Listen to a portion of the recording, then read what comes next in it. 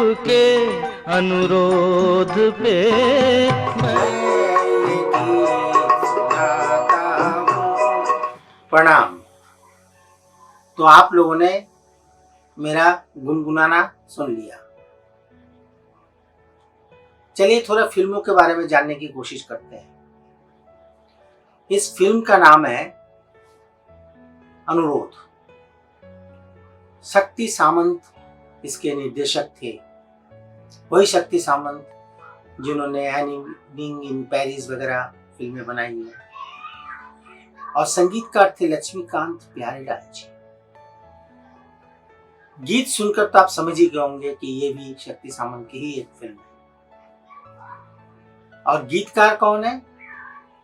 अब बहुत जाहिर सी बात है, लक्ष्मीकांत प्यारेलाल जहां होंगे वहां आनंद बख्शी नहीं होंगे, ऐसा तो हो नहीं सकता। नेचुरली आनंद बख्शी भी वहां पर है, किशोर कुमार भी हैं। दरअसल यह गीत राग अमन पर आधारित। जी हाँ, राग अमन, बहुत ही मधुर राग।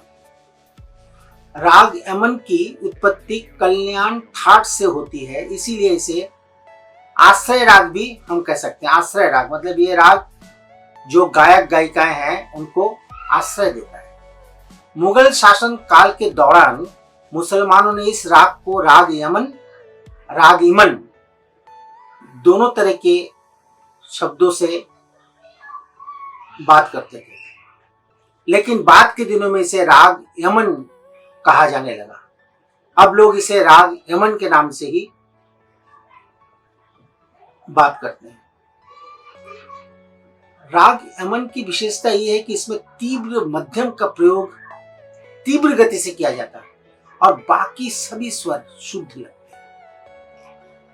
क्या जादुई आवाज है, चुंबकीय रचना और मंत्र मुग्ध कर देने वाला गीत और एक अद्भुत अभिव्यक्ति। जी हाँ, राजेश खन्ना की अद्भुत अभिव्यक्ति। मत पूछो औरों के दुख में ये प्रेम कभी क्यों रोता है।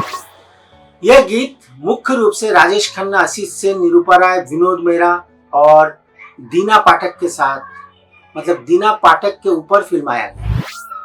इन सभी किरदारों को इस गीत में बारी बारी से दिखाया गया है कि किस तरह से वे लोग गीत का आनंद उठा रहे हैं, गीत के मर्म को समझने की कोशिश कर रहे हैं।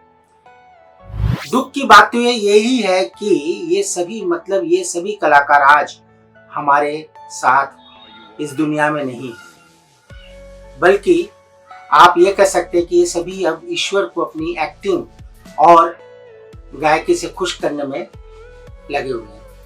उनकी व्यस्तता वहां बढ़ी हुई है, ऊपर नीचे खत्म हो गई है। हाँ, वो भी एक स्वर्ग है। अब स्वर्ग में कमाई तो नहीं होगी, जाहिर सी बात है, लेकिन अच्छे लोगों के साथ रहने का मौका तो इन्हें मिल ही रहा होगा। और मैं समझता हूं कि ये कम बड़ी बात नहीं है कि आप अच्छे लोगों के सोबत में रहें और खाए पिए, गुनगुनाएं, सुनाएं, एक्टिंग दिखाएं और ऐश करें। यदि आप इस गीत यानी आपके अनुरोध पे मैं एक गीत सुनाता हूं को डेक पर सुनेंगे, तो इसमें कोई दो राय नहीं कि आप भी सितार, तबला और सरोद की थाप को देखकर पूरी तरह से भाव विभोर हो जाएंगे, मंत्र मुग्ध हो जाएंगे। और इसी के साथ जल तरंग की वो मन लुभावन, मदमस्त और चंचल कर देने वाला तरंग, जल तरंग की आवाज आप जानते हैं, सुनकर दिल से एक आवाज आएगी, वाह वाह, क्या बात, क्या बात। वह कशिश और मिठास सुनकर मन बहल जाएगा, मन भाव विभोर हो जाएगा। किशोर दा के इस गीत आपके अनुरोध में जिस तरह से किशोर दा ने गाया है और आनंद बख्शी ने जिस तरह के बोल लिखे हैं और लक्ष्मीकांत प्यारेलाल ने जिस तरह से धुन बनाई है, इन सभी को सलाम, हैट्स ऑफ, सलाम। क्योंकि ऐसे गीत बार बार नहीं बन पाते और ऐसे गीतों को गाने के लिए अच्छे गायक भी नहीं मिल पाते। मैं नहीं कह रहा हूं कि आजकल अच्छे गायक नहीं है, लेकिन उन दिनों जो गायक अवेलेबल थे उनमें एक बेहतरीन गायक है किशोर कुमार जी। उन्होंने अनंत गीत गाए हैं और किशोर कुमार को भी लोग उतना ही चाहते हैं जितना रफ़ी को चाहते हैं, लेकिन रफ़ी साहब वर्सेटाइल थे।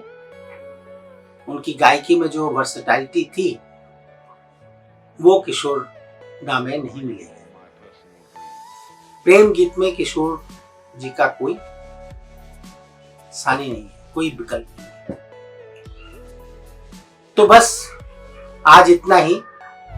अगले एपिसोड में हम आपको बताएंगे कि किस बांग्ला फिल्म का यह रूपांतरण है, मतलब किस बांग्ला फिल्म से यह फिल्म बनी है और किशोर दा किससे हार गए और हारने के बाद भी वो अमर कैसे हो गए। लोग कहते हैं हारने के बाद भी अमर हो गए, हार गए लेकिन फिर भी अमर हो गए, कैसे? हाँ, चलिए हम आपको बताते हैं अगले एपिसोड में।